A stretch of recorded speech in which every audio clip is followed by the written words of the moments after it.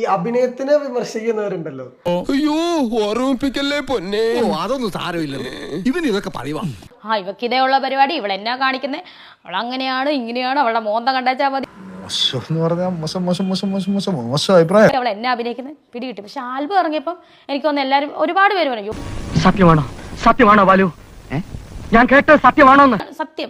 ശൈല ചേച്ചി എന്ന് പറഞ്ഞ ചേച്ചിയുണ്ട്, ചേച്ചി എനിക്ക് കഴിഞ്ഞ ദിവസം മെസ്സേജ് ആൽബത്തിന് മുന്നേ കണ്ടപ്പോൾ എൻ്റെ രേണു ഞങ്ങൾ എന്തുവാ ഇത് ഒന്നും, പക്ഷെ ആൽബം കണ്ടപ്പോൾ ഇതാണ് ഇത്രേ ഉള്ളായിരുന്നോ, നീ നന്നായിട്ട് ചെയ്തിട്ടുണ്ട് അഭിനയിച്ചിട്ടുണ്ടെന്ന് പറഞ്ഞു. അതാണ് രണ്ട് വ്യത്യാസം.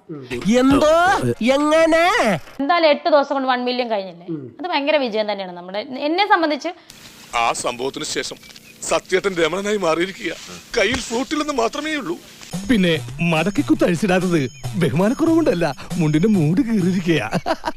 വേറെ രീതിയിൽ കമന്റ് വന്നായി, അമ്മച്ചിക്ക് ശരിക്കും തള്ളച്ചി യൂണിഫോം ഇട്ടെന്ന് പറഞ്ഞു. ആ സ്ത്രീയാണോ ഈ തളച്ചി? തള്ളച്ചി യൂണിഫോം ഇട്ടെന്ന് പറഞ്ഞു. ആയിക്കോട്ടെ വന്നോട്ടെ എന്നേ. ഇനി അത് അത്യാവശ്യം എനിക്കൊന്നും വിഷയമല്ല. അമ്മച്ചിയാണെന്ന് ഇവര് പറയുന്നു, എനിക്കറിയാം ഞാൻ ആരാണെന്ന് എന്താണെന്ന്. എന്റെ ഡാഡി എന്താണെന്ന് എനിക്കതൊക്കെ ആവേശങ്ങൾ ചേരുമെന്ന് എനിക്കറിയാം. ഞാൻ പറഞ്ഞിട്ട് വേണം ഞാൻ പറഞ്ഞു എന്ന് പറയാം.